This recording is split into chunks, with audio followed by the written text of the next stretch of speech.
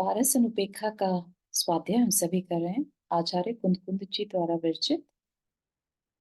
जो स्क्रीन पर आपको दिख रहा है वो मंगलाचरण है और पहली गाथा भी है, तो उसी को कोशिश करेंगे अपन पढ़ने की। णमिदूण सव सिद्धे जाणोत्तम खवित दीह संसारे। दस दस दो दो यजने दस दो अणुपेहणम वोचे।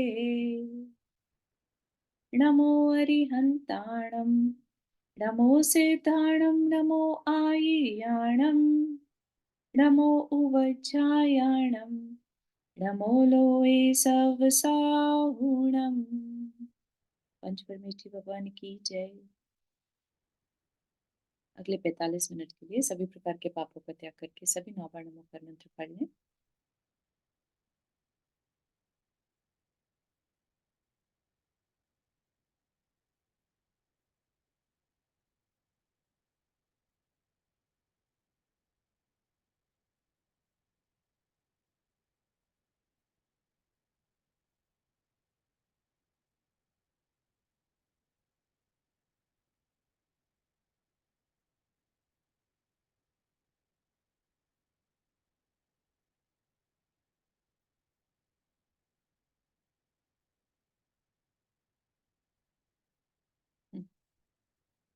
तो आज हम एक नया स्वाध्याय टॉपिक कह लीजिए, शास्त्र जी कह लीजिए, शास्त्र जी शुरू कर रहे हैं।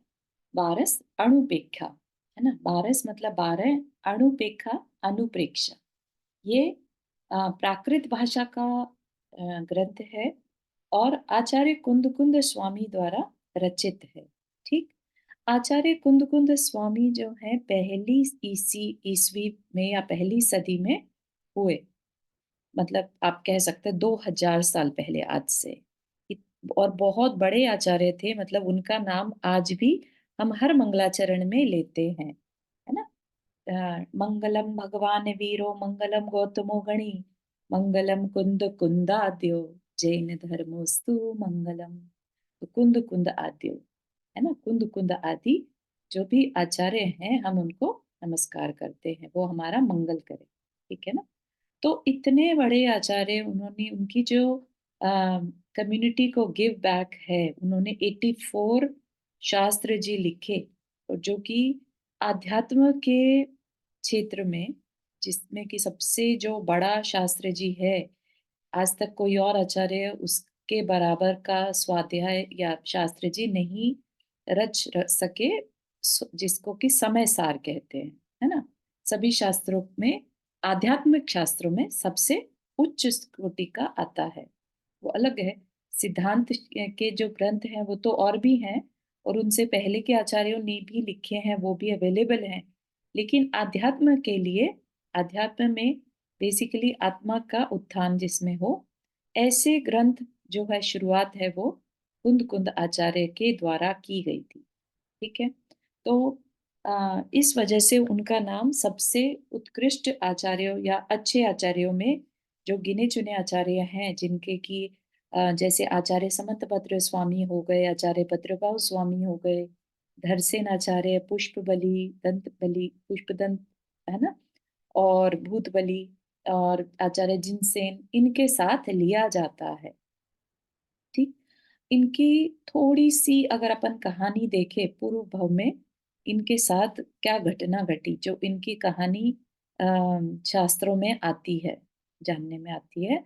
तो इन्होंने पूर्व भाव में ये एक ग्वाले थे, है ना, और जंगलों में गायों को लेके जाते थे चराने के लिए, जैसे जाते हैं। तो वहां पर इनको एक मुनिराज दिखाई दिए। ठीक। तो वहां मुनिराज पढ़ा रहे थे, और ये तो ग्वाले थे, इनको कोई फर्क ऐसा समझ में नहीं आ रहा था कि ये क्या चल रहा है ना। तो फिर भी उन्होंने उनको सुनने की कोशिश करी, अच्छी अच्छी बातें बता रहे हैं, तो उनको बड़े शांति लगी, जो चरवाहा था, ग्वाला था। फिर एक दिन क्या हुआ, उन्होंने देखा कि जहां पर मुनिराज बैठे थे वहां आग लगी हुई है। सिर्फ उस जगह को छोड़कर, जिस पेड़ के नीचे मुनिराज बैठे थे, बाकी सब जगह और आग, जंगल में आग तो जिस तरह फैलती है सभी को जानकारी है। तो उस पेड़ की कोटर में एक शास्त्र जी रखा हुआ था, और उनको ये नोटिस हुआ कि अरे ये तो वही मुनिराज का शास्त्र है जो उस दिन पढ़ा रहे थे, है ना? तो वो शास्त्र जी को तो एटलीस्ट उठा लेते हैं वहां से, जंगल से आग लगी हुई है तो उसे बचा लेते हैं, बचाकर घर ले आते हैं और बड़ी उसकी पूजा शुश्रूषा करते हैं। और एक दिन क्या होता है, वो फिर से जंगल में जब जाते हैं तो उनको वहीं पर वही महाराज जी दिखते हैं, सेम प्लेस नहीं, डिफरेंट प्लेस पर वही महाराज जी दिखते हैं। तो वो फिर से उनको नमस्कार करके बताते हैं कि आपका लिखा हुआ ये शास्त्र जी मेरे पास था, मैंने बचाया और आपको देना चाहता हूँ, आप इससे और आगे सबको पढ़ाएं करें, है ना, ऐसा। तो उस पर वो मुनिराज जो थे बड़े खुश हुए। उन्होंने, चरवाहे को तो पढ़ना लिखना आता नहीं था, उसने कहा मेरे लिए ये बेकार है, आप अपने पास रखिए, आपके बाकी जो पढ़ाने में काम आएगा। जी, उसकी इतनी लगन देखकर मुनिराज बहुत उससे प्रसन्न हुए और उसको बहुत आशीर्वाद दिया कि तुम्हारा कल्याण हो, है ना। मुनिराज उस समय के, आप ये पिछले भव की कहानी सुन रहे हैं अपन, तो तुम्हारा कल्याण हो, उन मुनिराज का आशीर्वाद तो विफल नहीं जा सकता था, है ना। तो अगले भव में वो एक राजा के घर या एक सेठ के घर, है ना, जन्म लेते हैं, बहुत वैभवशाली बेसिकली। तो पद्मनंदी इनका नाम बताया गया शास्त्र के अकॉर्डिंगली, जो कहानी आती है। कुंड कुंड ग्राम में इनका जन्म होता है। तो बहुत शुरू से ही पढ़ने लिखने में और मतलब वैराग्य में बहुत इनके रुचि रहती है, और 11 वर्ष की आयु में ये मुनि दीक्षा ले लेते हैं। 11 वर्ष, आप सोचिए, है ना। और इनकी जो आ, दीक्षा है वो 44 साल की उम्र में होती है। और इनकी जो आयु रही वो करीब 90 प्लस ईयर्स का था। तो इतने साल, आप सोच सकते हैं, 80 वर्ष तक दीक्षा के बाद इन्होंने 84 शास्त्रों की रचना की। ठीक है ना। और क्या चीज इनके काम आई? पूर्व भव का शास्त्र का दान जो इन्होंने किया था, शास्त्र के लिए इनका बहुमान, कि ये कुछ है जो काम आ सकता है। ठीक है ना। एक जगह पर ऐसी स्टोरी भी साथ में ऐड होती है कि उन्होंने उसको, जो मुनिराज थे, उन्होंने कहा कि तुम और कुछ नहीं कर सकते, नमो अरिहंताणम का जाप किया करो, है ना। तो उन्होंने वो सुनकर और नमो अरिहंताणम ऐसा चैंट करते रहते थे। एक बार उनका मरण कैसे हुआ कि नदी में बाढ़ आ गई और उसमें बह रहे थे। तो एक लकड़ी का जो नुकीला सा एरिया होता है वो उनके अंदर में घुस गया, ग्वाले के, है ना। लेकिन फिर भी ये नमो अरियंताणम का ही जाप करते रहे। ठीक है ना। तो उस शांत परिणाम से मरण करने के साथ साथ और अ, जिन शासन में इतनी रुचि दिखाने के बाद वो इतने महान आचार्य बन पाए। ठीक है ना। तो ये एक अपने लिए भी सीख है कि हमें भले ही काला अक्षर भैंस बराबर हो, हमें कुछ नहीं समझ में आता हो, हमारे लिए ये सामने जो लिखा है प्राकृत है, हमें नहीं समझ में आ रहा, लेकिन हम अंदर ही अंदर इसके लिए एक श्रद्धान रखें कि कुछ है जो मेरे भले के लिए है ना। बहुत सारे ऐसे एग्जाम्पल्स मिलते हैं जिसमें कि आता जाता पढ़ाई लिखाई जैसे अंजन चोर की है ना। आणम ताणम कछु न जानम सेठ वचन प्रमाणम। ठीक है ना। कुछ नहीं आता था, लेकिन फिर भी श्रद्धा ने रखा। ठीक है ना। इसी तरह से हमें भी ये कहानियों से, इनकी कथा, एक्चुअल में क्या हुआ है तो रियलिटी तो केवल ही जानते हैं और जो हमारे आचार्य हैं वो जानते हैं। लेकिन जो चर्चा आती है उसके हिसाब से हमने देखा, और भी आती है काफी चीजें उनके बारे में कि उनको विदेह क्षेत्र जाने का सौभाग्य मिला, कुछ देव उनको साथ में ले गए, है ना। और वो सीमंदर स्वामी के दर्शन करे, और वहां से फिर आकर उन्होंने ये ग्रंथों की रचना की। तो बेसिकली कि उन्होंने साक्षात तीर्थंकर के दर्शन किए हुए थे, ऐसा कहा जाता है। और भी कहा जाता है कि उनके पास रिद्धियां थी, तो वो जमीन से 4 अंगुल ऊपर चलते थे, किसी भी जीव का उनसे घात नहीं होता था। तो इस तरह की चीजें पढ़ने में आती हैं। ठीक है। और ईसा की पहली सदी के ये आचार्य रहे हैं। तो ऐसे आचार्य कुनकुन स्वामी को हमारा वंदन, नमोस्तु। ठीक है। शुरू करते हैं आज के लिए।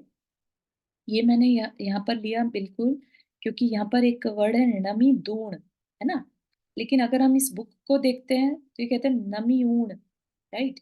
तो ये वाला जो नमीदूण है ये सही है, नमीऊण सही नहीं है। एक और भी आगे भी इसमें एरर आएगी, but I did not have any good book available online, तो ये अपन पढ़ेंगे, लेकिन जो भी करेक्शन होगा तो आई लेट यू नो, ठीक है। तो शुरुआत करते हैं एक बार फिर से मंगलाचरण के साथ। पहला जो गाथा है वो मंगलाचरण है, तो हमने पढ़ लिया था पहले, लेकिन अब एज अ गाथा पढ़ते हैं, ठीक है। सभी अपने अपने जगह पर इसको रिपीट करिएगा, ठीक है। णमिदूण सव सिद्धे जाणुत्तम खविद दीह संसारे, दस दस दो दो यजिणे, दस दो अणु पेहणम बोछे। तो क्या होता है मंगलाचरण, क्या चीज है मंगलाचरण, जिसमें सबसे पहले जो लिखने वाले हैं वो कुछ कह रहे हैं आंटी? हम्म, जो मंगलाचरण लिखा जाता है, तो सबको, जिनको भी वो इष्ट मानते हैं, लिखने वाले आचार्य हैं, कवि हैं, जो भी हैं, जो सबको इष्ट मानते हैं, उनको नमस्कार कह के करके फिर अपना कार्य स्टार्ट करते हैं। बेसिकली एक तरह से अपनी इंटेंशन सेट करते हैं, ठीक है। उन जिनको भी वो इष्ट मानते हैं उनको नमस्कार करते हैं और अपनी इंटेंशन बताते हैं कि मैं ये काम क्यों कर रहा हूँ, ठीक है। तो क्या है णमी ऊण, णमी ऊण, जैसा कि नमी मतलब ये प्राकृत में है तो थोड़ा सा मीनिंग समझ लेते हैं। णमी ऊण है नमस्कार करके, ठीक। सब सिद्धे, सब सिद्धे सभी सिद्धों को, ये तो बहुत ही क्लियर है। झाण उत्तम, झाण मतलब ध्यान, उत्तम सर्वश्रेष्ठ ध्यान, यानी कि जो शुक्ल ध्यान रहता है ना, उत्तम ध्यान। खविद, खविद मतलब नष्ट करना। दीह, दीह मतलब दीर्घ। संसारे, दीर्घ संसार को उत्तम ध्यान से जिसने नष्ट कर दिया, ऐसे सब सिद्धे, सब सिद्धे है ना, सिद्धों ने अपना पूरा संसार नष्ट कर दिया ऑलरेडी, राइट। और किनको नमस्कार करता हूँ? दस दस दो दो वजिने, तो 10 में 10 जोड़े, 10 दो में दो जोड़े, तो टोटल 24 जिणे, यानी जिनेन्द्र। कौन से जिनेन्द्र? तीर्थंकर, 24 तीर्थंकर को भी नमस्कार करता हूँ, है ना। अभी उनका संसार ऑलमोस्ट नष्ट हो गया, तो ऑलरेडी जो 24 तीर्थंकर हैं वो सिद्धों में भी काउंट हो जाते हैं, ठीक है। तो उनको नमस्कार करके क्या करता हूँ? 10 दो अणुपेहणम बोचे, 10 दो यानी 12 अणुपेहणम, अनुप्रेक्षा, अनुप्रेक्षाओं को बोचे कहना, बांचना है ना, बताना। तो 12 अनुप्रेक्षाओं को कहूंगा। तो आचार्य कुंद कुंद स्वामी, उनका ध्यान हर गाथा में करते चलिएगा कि किस तरह के उनके भाव हुए होंगे जो उन्होंने द्वादश अनुप्रेक्षा, 12 अनुप्रेक्षाओं को कहा, ठीक। तो उन्होंने याद किया सबसे पहले सिद्धों को और 24 तीर्थंकरों को, ठीक। और फिर मन बनाया कि मैं 12 अनुप्रेक्षाओं को कहूंगा। अब 12 अनुप्रेक्षाएं क्या हैं वो अगली गाथा में अपन देखते हैं, ठीक है। चलें आगे। हाँ चारू जी अपना प्लीज की। हाँ, आप एक बार फिर से ये यह जीने का मतलब बता दोगे क्या? 10 10 2 2। हाँ 10 10 दो दो, 10 में 10 जोड़ दो, फिर दो जोड़ दो, अनदर दो, तो टोटल हो गए 24। ये लिखने का तरीका है ना, थोड़ा सा उसको एक्सपैंड कर दिया, सीधा 24 भी लिख सकते थे, है ना, लेकिन शायद गाथा लिखने के पर्पज से जिस तरीके से भी वर्ड सेट हो रहे थे उन्होंने उस तरीके से उसको लिखा, ठीक है ना। 10 10 दो दो व जिणे, और जिनेन्द्र, कितने? 24 जिनेन्द्र, ठीक है। ओके। उनको मैं नमस्कार करके क्या करूंगा? 10 दो, फिर से वही सेम तरीका उन्होंने लिया, सीधा 12 भी लिख सकते थे, है ना। 10 दो अणुपेहणम उच्चे, अनुप्रेक्षाओं को कहूंगा। अनुप्रेक्षा क्या है इन जनरल? चिंतन है, आगे बता रहे हैं वो चीज, चिंतन है ना, चिंतेजो। ठीक है, तो इसको पढ़ते हैं अपन। एक मिनट और बताइए कि हाँ, क्या क्या? ध्यानुत्तम, ध्यानुत्तम इसका क्या मतलब हुआ? क्या? ध्यानुत्तम झाण उत्तम, झाणो उत्तम। झाण मतलब होता है ध्यान, उत्तम मतलब उत्तम, उत्तम तो अच्छा है ना। तो कौन सा ध्यान सबसे उत्तम है, जिससे संसार घटता है, कर्म कटते हैं, वो है शुक्ल ध्यान। ठीक है, तो उन्होंने शुक्ल ध्यान के थ्रू, कोई भी कर्म बिना ध्यान के नहीं कटता। ध्यान चार प्रकार के बताए हैं, तो क्या सब ध्यान से कट जाता है क्या? नहीं। जो आर्त रौद्र ध्यान है वो तो बिल्कुल भी काम का नहीं है ना। फिर धर्म ध्यान और शुक्ल ध्यान में से धर्म ध्यान तो शुभ ध्यान है, उससे पुण्य बंधता है। तो कर्म किससे कटते हैं? शुक्ल ध्यान से। ठीक है ना। जिन शुक्ल ध्यान को अपन ने पढ़ा था ना, जब हरिवंश पुराण जी पढ़ रहे थे, तो हमने बड़े डिटेल में उसके बारे में चार ध्यान जो होते वो पढ़ा था। ठीक है। हम्म। ठीक है, तो अगली गाथा पर चलते हैं। ये तो सिंपल ही है ये वाला तो, राइट।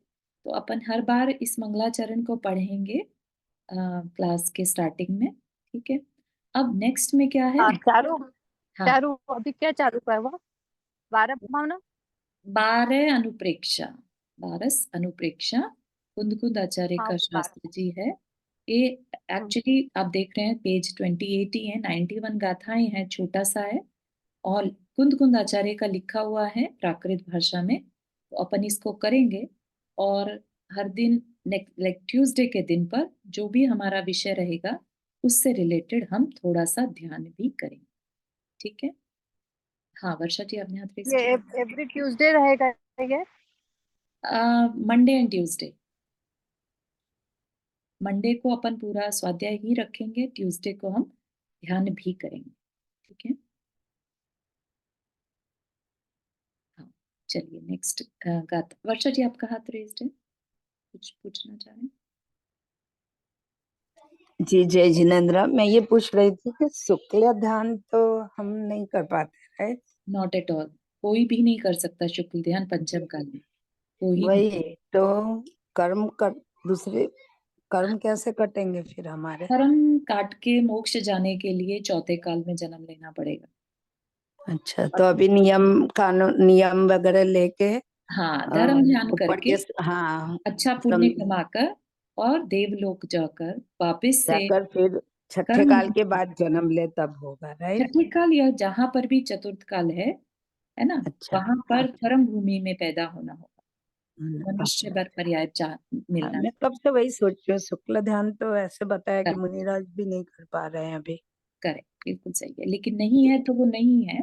अभी के आज के टाइम के काल के हिसाब से नहीं है, लेकिन इसका ये मतलब नहीं है कि हम उसकी भावना भी ना भावें, है ना। नहीं, भावना तब है जी। हाँ, थैंक है ना। यू। तो या ये जो जी। 12 भावनाएं हैं, ये हमें बहुत ज्यादा अंदर से उस चीज के लिए प्रिपेयर कर देंगी, जी। हमारे अंदर ऐसे भावों को भर देंगी कि हम ये भाव मन बना लेंगे कि हम आगे चलकर मुनि बनकर अपना कल्याण कर लें।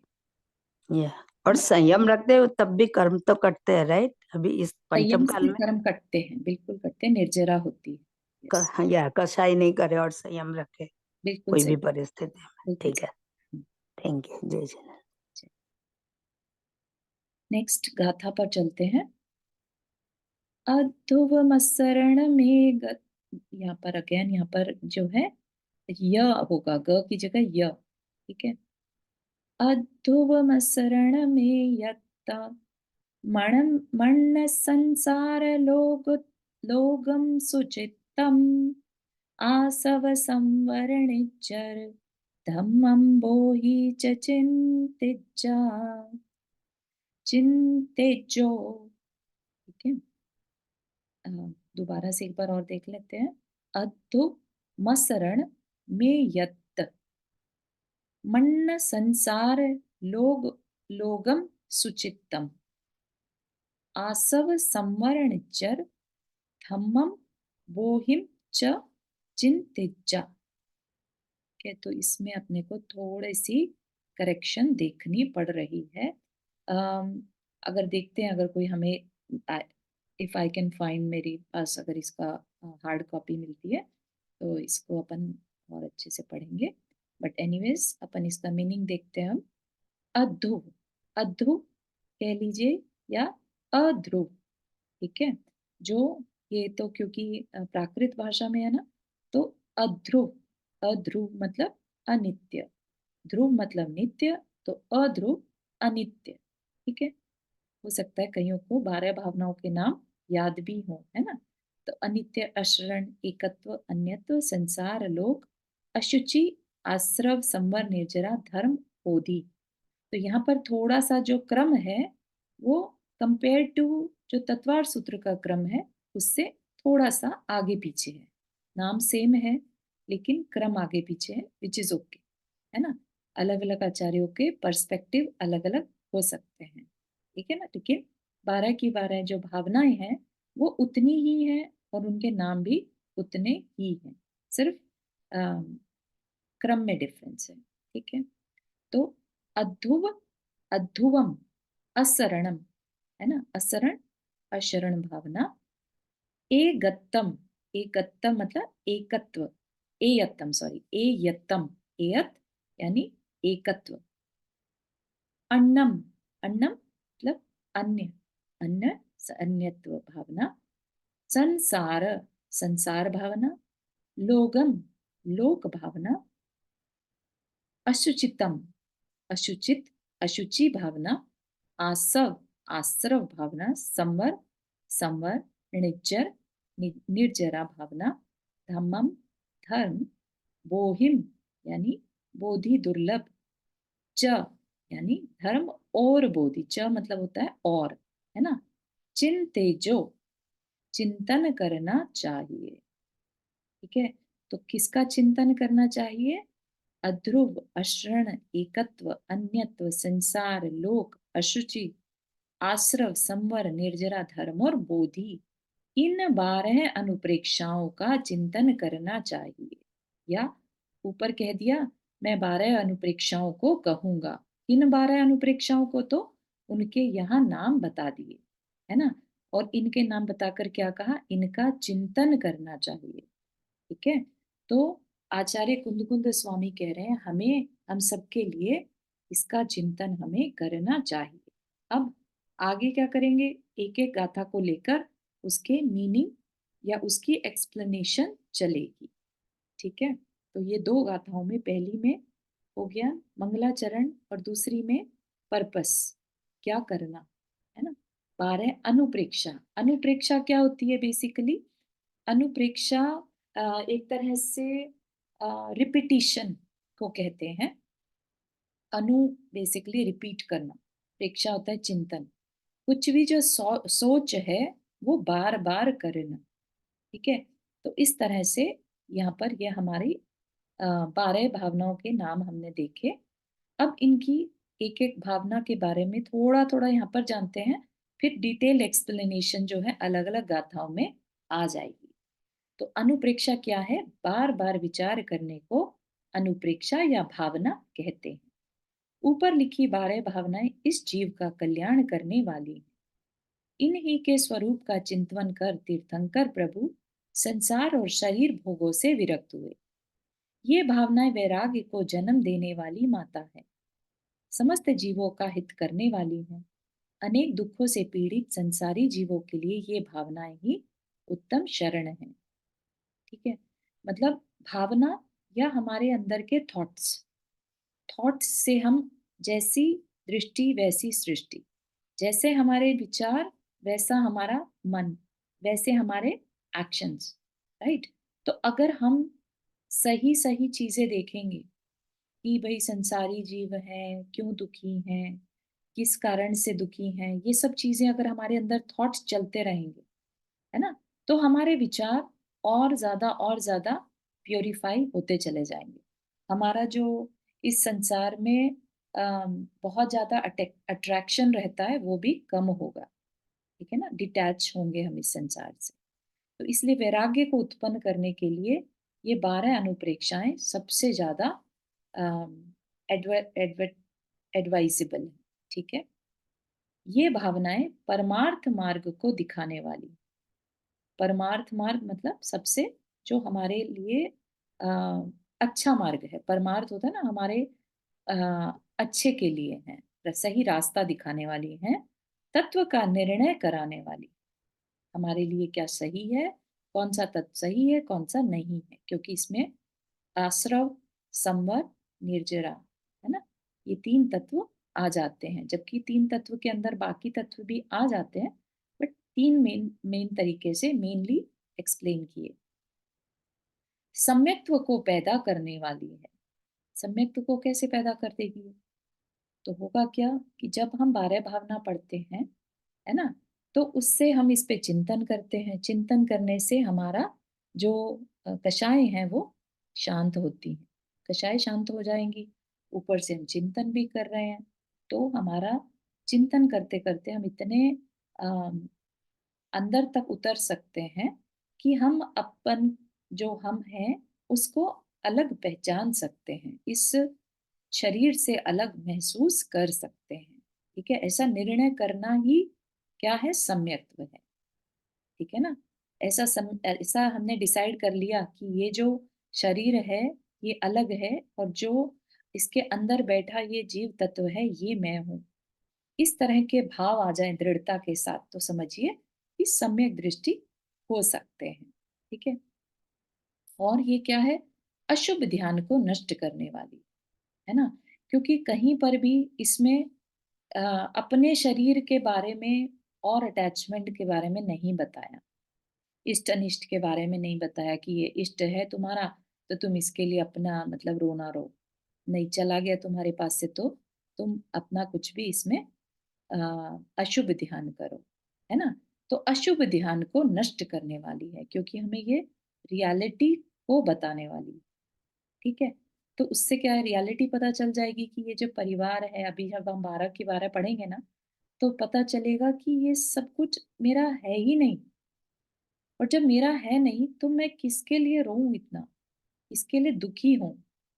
दुख मानना, दुख का आना अलग चीज है, दुख का मानना अलग चीज है। ठीक है, तो इस चीज को भी हमें थोड़ा सा समझना होगा। ठीक है, दुख सबके पास है, इवन मुनि महाराज के पास भी दुख होते हैं, लेकिन वो दुख को मानते नहीं, तो फिर दुख को भोगते नहीं, है ना। दुख तो सबकी लाइफ में आते हैं, पार्शनाथ भगवान की लाइफ में भी दुख आया था। कमठ ने उनको बहुत दुख पहुंचाया, लेकिन उन्होंने उस दुख को दुख माना नहीं। ठीक है ना, तो इस तरह से दुख रूप अग्नि से तप्तायमान संसारी जीवों के लिए ये शीतल कमल वन के बीच में निवास स्थान है। इससे बेटर ये कह लीजिए कि हमारा और कोई साथी नहीं है। अनुप्रेक्षा 12 अनुप्रेक्षाओं से बेटर कोई साथी नहीं है। तो इनका चिंतन अगर हम हमेशा रखते हैं तो हमें किसी भी सपोर्ट की जरूरत नहीं पड़ेगी। मेंटल सपोर्ट जिसे कहते हैं ना, वो सपोर्ट हमें नहीं चाहिएगा। इतनी स्ट्रांग ये हमें बना देती है। ठीक है ना, जैसे एक बच्चा है, उसको हमेशा पग पग पे अपने पेरेंट्स की जरूरत पड़ती है, लेकिन वही बच्चा बड़ा हो जाए तो कितना इंडिपेंडेंट हो जाता है ना। अब उसके मन में उसने जो पहले तकलीफें समझी थी, आज उसको वही तकलीफ ऐसा लगता है अरे ये कोई तकलीफ थोड़े ना, है ना, उसे रियलिटी समझ में आ चुकी होती है। अब उसके लिए वो तकलीफें तकलीफ नहीं देती। इसी तरह से हमारे लिए भी अगर हमें रियलिटी समझ में आ जाए, वो मेच्योरिटी आ जाए कि हम देख सकें कि वास्तव में चीजें कैसी हैं, नित्य हैं कि अनित्य हैं, जिसके लिए हम उनसे बचाने में लगे रहते हैं, इस तरह की जो हम गलतियां करते हैं, तो वो हमें अपने आप ही जैसे कह लीजिए इंटरनल गाइडेंस स्टार्ट हो जाती है। ठीक है, तो अनुप्रेक्षा का हमें ये बेनिफिट मिलता है। पहली थी अध्रुव भावना, अनित्य भावना भी कहते हैं। इस संसार में कोई भी वस्तु नित्य नहीं है। नित्य नहीं है तो क्या है, अनित्य है। अनित्य का क्या मतलब है, जो परमानेंट नहीं है, सब कुछ बदल रहा।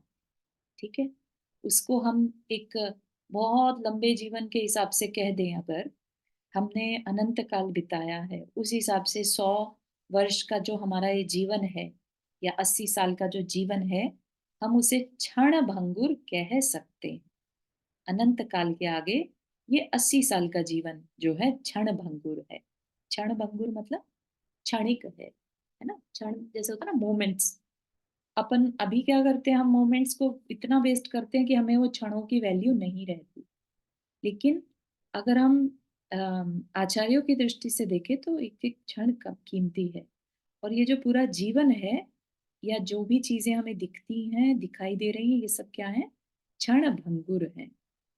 अब वो चाहे कहने को 300 वर्ष रहे, है ना, हमारे बाद भी चलती जा रही हैं, ऐतिहासिक हो गई हैं, लेकिन किसी ना किसी अपेक्षा से वो फिर भी नष्ट होने वाली है ना? आज की डेट में अगर हम देखते हैं तो कोई अम, रामचंद्र जी या कृष्ण जी कोई नहीं दिखता हमें। सारे ऐतिहासिक जितनी भी फिगर्स थी, हिस्टोरिकल फिगर्स, वो कोई नहीं है आज के टाइम में। राइट? तो कहीं ना कहीं आकर उनका एंड होता ही है। भले ही वो अपने टाइम में रामचंद्र जी की एज थी 16,000 साल, राइट? तब तक तो वो अवेलेबल थे, उसके बाद नहीं है। ठीक है ना?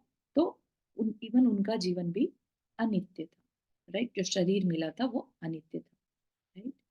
तो ऐसा विचार करना, अब हम बैठ जाएं अगर ध्यान में और इस अद्रुप भावना का चिंतन करते चले जाएं, सब चीजों को, एक एक चीज को सामने लाते जाएं और फील करते जाएं कि ये सब अनित्य है। क्या क्या अनित्य है उस चीज को लाके और देखते जाओ, ये भी खत्म हो गया, ये भी खत्म हो गया, फलानी पर्सनालिटी थी वो भी चला गया, आज है कल नहीं, है ना?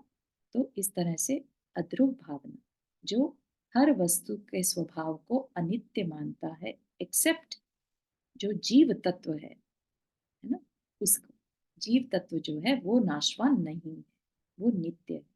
ठीक है? तो यहाँ पर अनित्य क्या है वो हमें पहचानना होगा, तो वो बताएंगे आगे चल के। ठीक। अशरण भावना, अशरण क्या है? जैसे शरण, है ना, हम मेनली क्या समझते हैं कि जब भी कोई तकलीफ आती है और अपन भगवान की भक्ति करने लगते हैं, शांति विधान करते हैं और ऐसा फील करते हैं कि बस अब भगवान हमें बचा ले, है ना?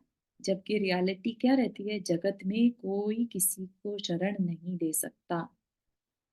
कर्म का फल आया है तो उसे बचाने वाला कोई नहीं। ठीक है ना?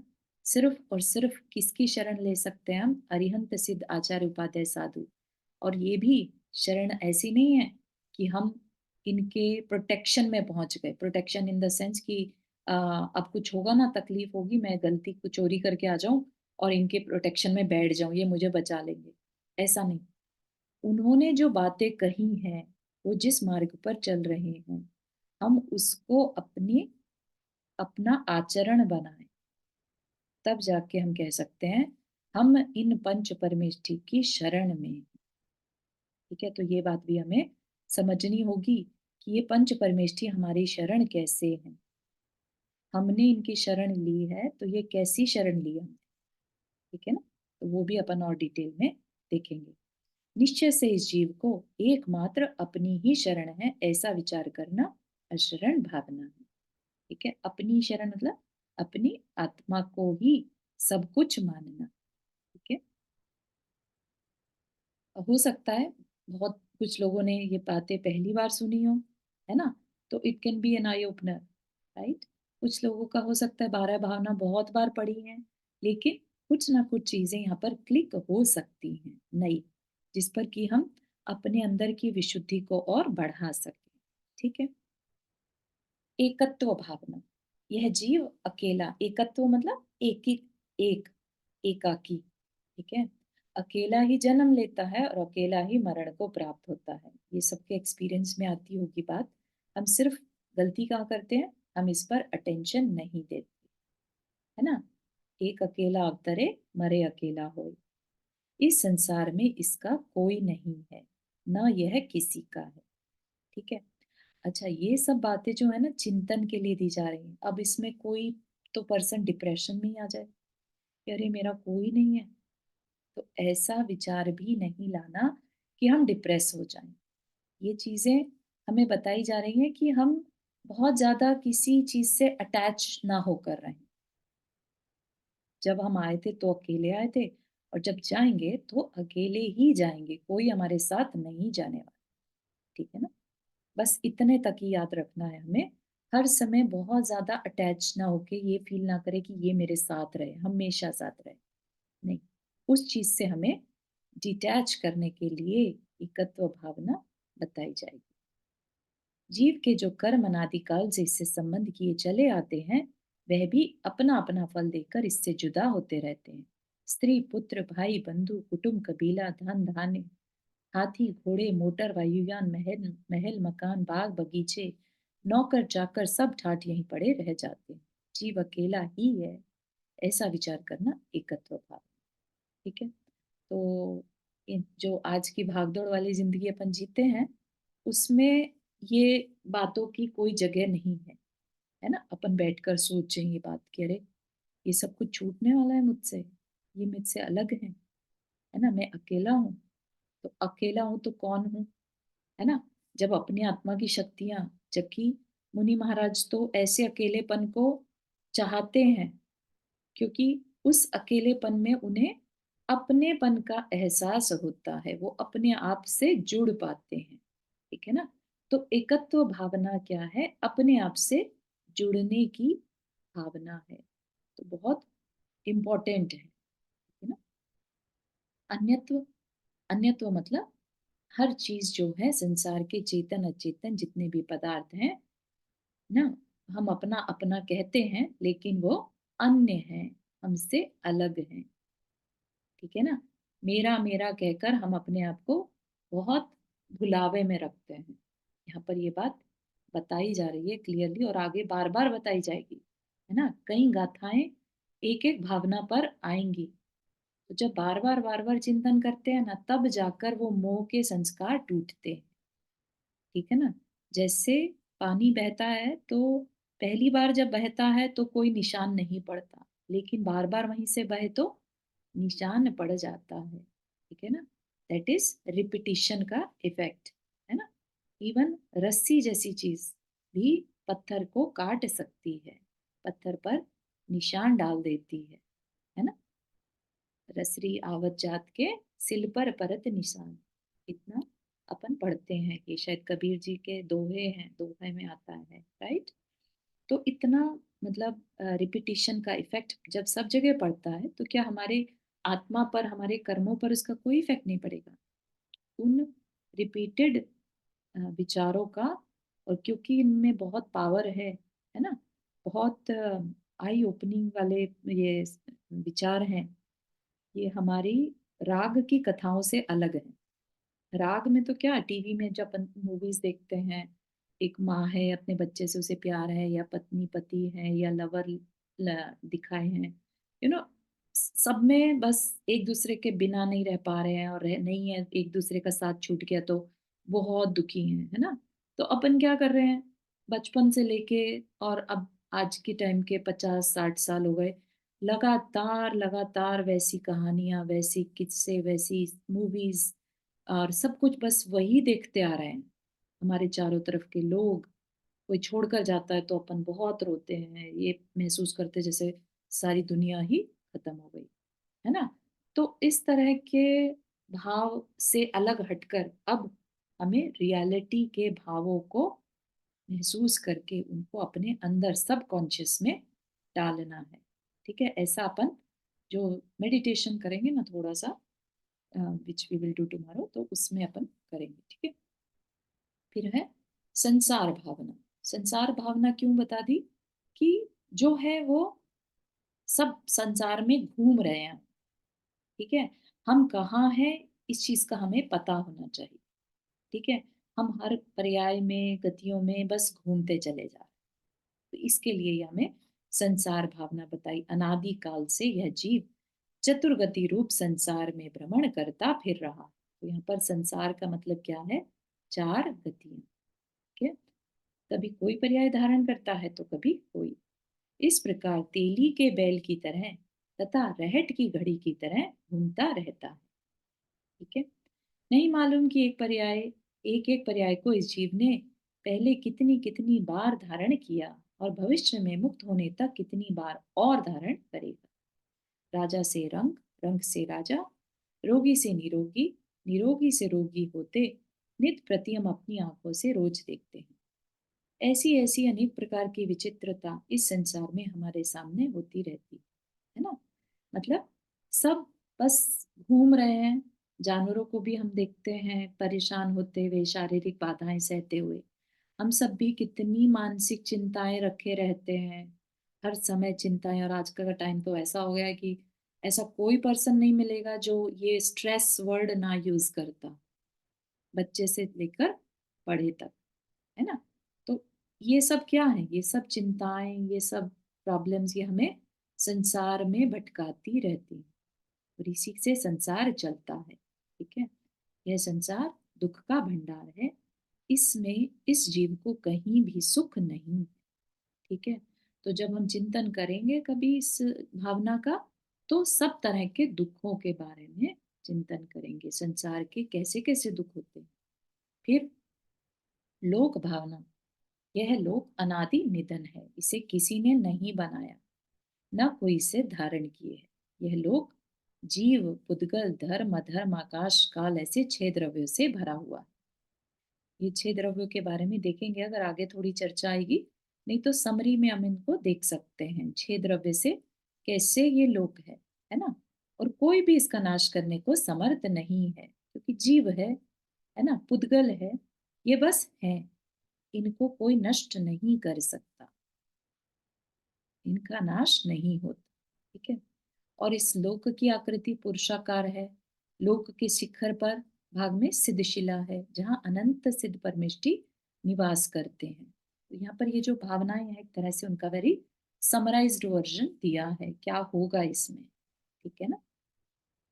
इत्यादि लोक की रचना तथा स्वरूप के चिंतन करने को लोक भावना कहते हैं। अशुचि भावना, अशुचि शरीर से रिलेटेड है ना। शरीर क्या है, अशुचि है, गंदा, अशुचि मतलब डर्टी। ठीक, अत्यंत अपवित्र, अपावन, अथिर और घिनावना है।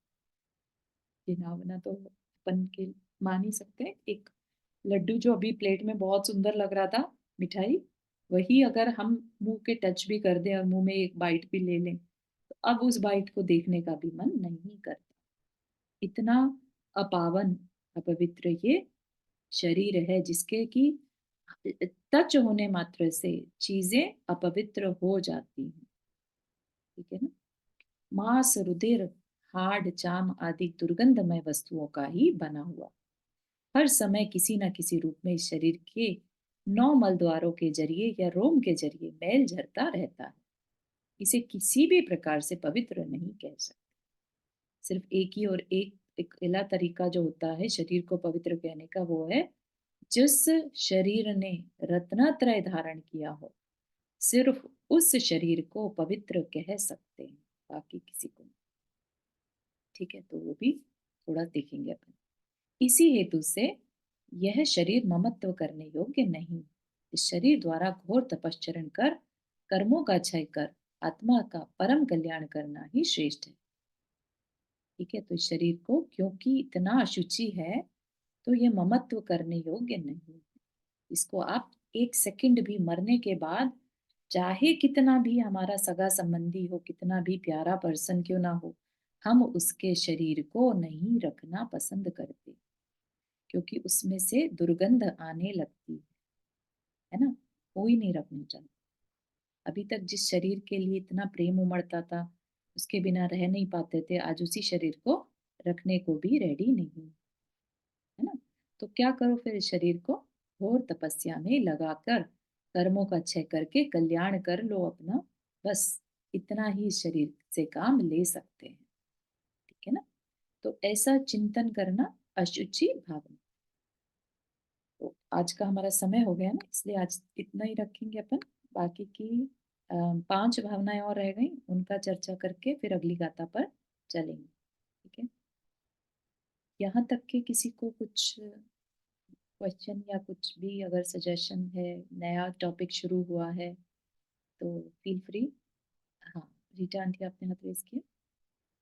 हाँ जय जी ने ना, मेरा क्वेश्चन ये है कि ये असुचि भावना के बारे में हमने अभी जब पढ़ा ना, तो उसमें मेल और फीमेल में असुचि भावना में कुछ नहीं, डिफरेंस होता है क्या? Not at all. शरीर हाँ अशुद्ध ही है, चाहे वो किसी का ही हो। ऐसा नहीं कह सकते कि पुरुष का शरीर है तो वो बेटर या पूजनीय है कहीं से भी नहीं, अपवित्र ही कहलाएगा। ठीक है ना। वो अलग बात है कि स्त्रियों की अशुद्धि के दिन होते हैं जिसमें वो ज्यादा अशुद्ध कही जा सकती है उस टाइम पर, हाँ बिल्कुल। बस उतना ही हम है। बस उससे अलग कुछ नहीं है, बाकी सब सेम। अच्छा, नहीं क्योंकि हमारे यहाँ जो दो पंथ है ना, उसमें से एक पंथ में मानते हैं कि स्त्रियां हमेशा अशुचि होती है, तो इसीलिए वो हाँ, भगवान किसी की प्रतिमा को कारण से छूने। उन्होंने कुछ कारण भी दिया होगा जरूर, तो आप प्लीज थोड़ा और शेयर कीजिएगा, है ना। अच्छा, अदरवाइज ठीक तो बिल्कुल सेम है, कोई भी डिफरेंस नहीं। है, ओके, थैंक यू। जी। हाँ वर्षा जी, आपने हाथ रेज किया। जी, मुझे ये टॉपिक एक्चुअली बहुत अच्छा लगा, क्योंकि अगर जब चिंतन करते हैं तो आप जो बोलते जा रहे हो बहुत इजी रहेगा ये चिंतन के लिए। हाँ, बस वही कारण बताना ना था एक्चुअली मुझे। काफी लोगों ने इस चीज के लिए रिक्वेस्ट की थी, इस टॉपिक बहुत की। लाइक बहुत अच्छा है समझने के लिए, और चिंतन के लिए तो लाइक मेडिटेशन चालू ही कर दो जाने आप, लाइक पढ़ा रहे हो और हमें बिल्कुल, करना है, ऐसा लग रहा था। टॉपिक इसको बहुत बार बार सुनना है। जी, यही कहने के लिए बहुत जय जी। Thank you. खूब खूब अनुमोदना, अच्छा लगा मुझे। गुड, बहुत अच्छा। अपन इसके बाद इनफैक्ट जो टॉपिक लेंगे वो शायद ही कभी किसी ने पढ़ा होगा। इट्स कॉल्ड मृत्यु महोत्सव। ठीक है ना। तो 12 भावना के बाद अपना नेक्स्ट टॉपिक रहेगा मृत्यु महोत्सव, ताकि हमारा जो साइकिल है, जो ह्यूमन लाइफ का पर्पस है, वो हम समझें। ठीक है ना। चलिए, जी, और किसी को कुछ शेयर करना है before we end the class? जय जिनेंद्र। जय जिनेंद्र। हाँ ये बहुत अच्छा टॉपिक है आज का, सुंदर है, बहुत सुंदर है। मतलब हाँ, इतनी चीज आपने पढ़ाई ना अभी तक, तो वो ये सारा बहुत जल्दी जा रहा है अंदर। हाँ, बहुत इजी है लेकिन बहुत पावरफुल है। बहुत पावरफुल है, और जो आपने एग्जाम्पल दिए ना वो बहुत अच्छे थे, हम्म, रस्सी वाला और वो अच्छा, पानी का, तो बहुत ही अच्छा था। मतलब उससे ना थोड़ा और आई ओपनिंग हो जाता है कि यस बिल्कुल, ये भी जरूरी है। बहुत थैंक यू सुंदर। सो मच, बहुत सुंदर। Thank you. रिकॉर्डिंग शेयर करेंगे ना आप? जी जी जी, बिल्कुल। जी, ठीक है, थैंक यू। चलिए फिर यहीं तक रखते हैं। ये जिन्होंने, ग्रंथ भी आप शेयर करना हाँ ये मैं चाहते हैं? इसमें थोड़ी मिस्टेक्स हैं, बट ठीक है, I will share for sure. Hindi पढ़ लीजिएगा, है ना, हिंदी सही है। जी जी, ऑल राइट, थैंक यू। बिल्कुल। जय जिनेंद्र। हाँ। जा वाणी के ज्ञान से सूझे लोका लोक, सो वाणी मस्तक धरो सदा देत बुधो। हे जिनवाणी भारती तो ही जपो दिन रहन, जो तेरा शरणा गए सो पावे सुख चैन। नौ वर्णन करना।